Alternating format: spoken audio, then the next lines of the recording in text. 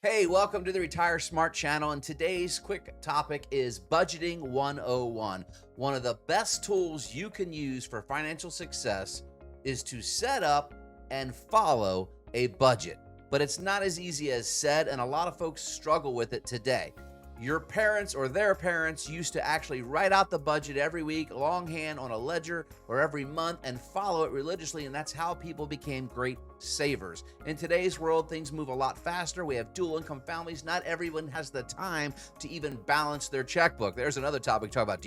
Have you ever even balanced your checkbook? These are simple tools that will ensure you're on the right path and can have financial success. So I'm going to go through about 10 quick points here on how not only to set up a budget, but how you can stick with it. Step one, we need to understand how much income we have coming in every week or every month.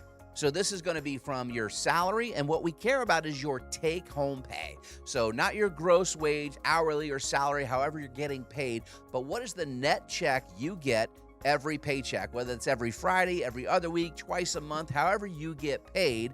How much money can you consistently count on hitting your checkbook every single month? You also must include any side hustles you may have in today's world. Maybe you drive Uber Eats part-time, or you walk dogs, or cut grass, something on the side. We want to know what is consistent that you can count on, so we have the income number on our budget worksheet. The second step is we have to understand what our real expenses are. And when we say we want to know what our expenses are, we need to learn all of our expenses. So I want you to grab a piece of paper or a journal and carry it with you for just 1 week and write down everything you spend money on, whether it's on a debit card, a credit card, or actual cash out of pocket. If you're going to a bar and grill, if you stop at a convenience store and put gas in your car and spend $3 on a drink or a beverage or a snack, write everything you spend money down on and get a consistent budget of what you're really spending.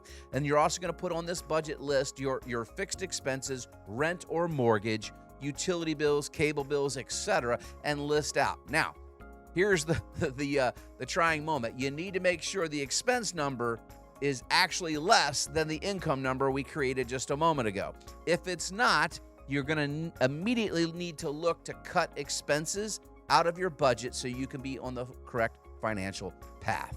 Now, once you've got that worked out, we're going to talk about how you stick with a budget. Once you've realized that you're actually earning more than you're spending, we want to break these spending items, the expenses, into categories. So you're going to have what I call your fixed expenses. These are bills that come every month, no matter what. Usually that's a mortgage payment, rent, utilities. It might fluctuate depending on where you live and seasons, but you can get an average bill. And most utility companies, by the way, will let you do what's called balance billing year round, so you can have that number not change very much based on your billing history. And then you're going to have your discretionary spend, or the numbers that go up and down. This might be vacation spending, hobby spending, spending on things that your children do, baseball, soccer activities, etc., that only come along once in a while. And there may be certain items in your budget that you pay only annually, like car insurance or homeowners insurance. You may only pay these a couple of times a year, but you can factually just separate those and put them into your budget monthly so you have an accurate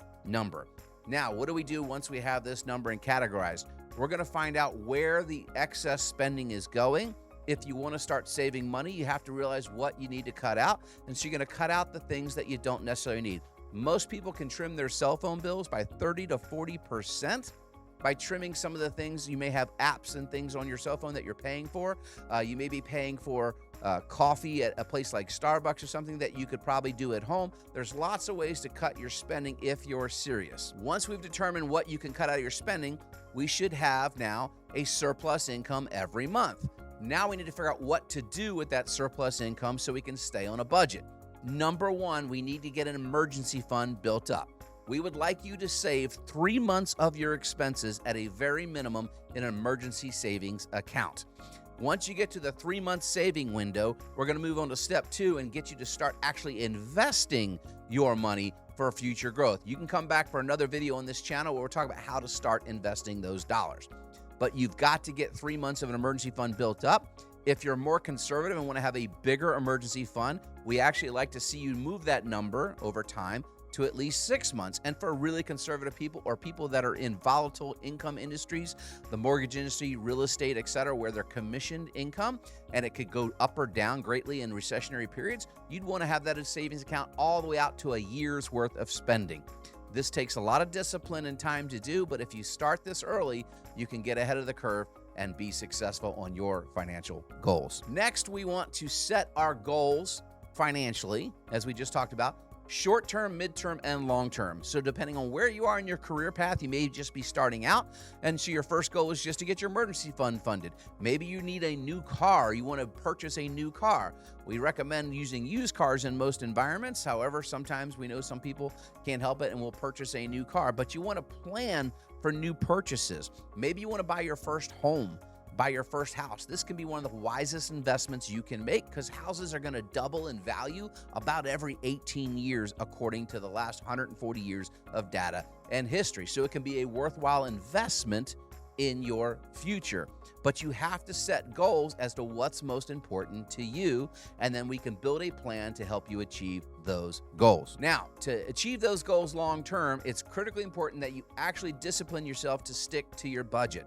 So once you've created that budget we talked about, you know your income sources, you know your expenses, and you're taking that surplus and doing what you're supposed to by putting in the emergency fund. And once you've got that built, starting to invest. Our first place we'd tell you to invest, by the way, would most likely be a Roth IRA if you qualify, because you can access the dollars that you've put into that at any age with no tax penalty. You cannot access the growth in that account until you've had the account for 5 years and you're 59 and a half before you touch it.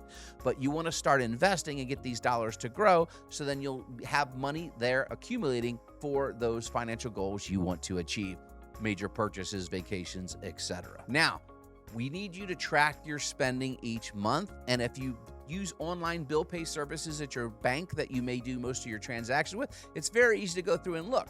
I use a credit card. This is not for everybody because you have to have the discipline to pay the credit card every month, but I simply look at the statement and see where I spend money.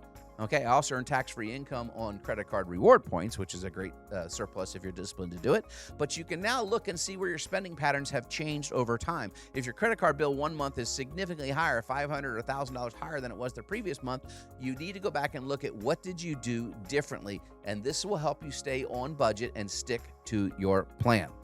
Okay, now, if you really want to get aggressive towards your financial goals, you have to look at ways to cut back those spending, and reviewing those credit card statements every month is a great way to do it. Again, the most common places people do this is eating out, maybe meeting a friend for a drink after work at a bar or grill, and you start to spend excessive dollars on things that really weren't important to you, and those dollars compounded over time are what's going to make you have a successful future. As you're setting up the budget and you're meeting your financial goals, one of the biggest goals people tell us they want to achieve is becoming debt-free. It can be very freeing to get out of debt completely. Now, you may have all kinds of debt, mortgages, car payments, student loan debt, credit card debts, whatever it is. We want you to get out of debt. And so what we want you to do is take this, once you have the 3-month emergency fund, the very next thing you should do is start to minimize or reduce your excessive debts. And you typically want to knock out the smallest debt first. A lot of folks will tell you to pay off the highest interest debt first. Typically, we want to knock out the smallest debt first because we feel a sense of achievement, and it's really important that we celebrate our wins. So maybe you have a credit card with $1,000 debt on it, maybe you have a student loan debt with $10,000, and maybe you have a car payment that you owe $20,000 balance on. I would want to knock out that $1,000 debt first, because once it's paid off, whatever we were applying to that payment every month, we can now shift to the second debt, i.e. the credit card payment, and accelerate our payoff there. As we get raises, we want to add those extra income sources we have to that debt payoff, and then we snowball this payment until we paid off all of our debts. And this can be achieved with a lot of discipline, okay? But you've got to stick to your plan. And most importantly, when you do have small wins or big wins, celebrate the wins. There's nothing better than celebrating when you've paid off a debt. I hope this was helpful in helping you set up a basic budget and sticking to it. Look back to the channel for more investment tips, as after you get out of debt, we'll show you how to grow your wealth long term. Thanks for watching. I'm David Brooks.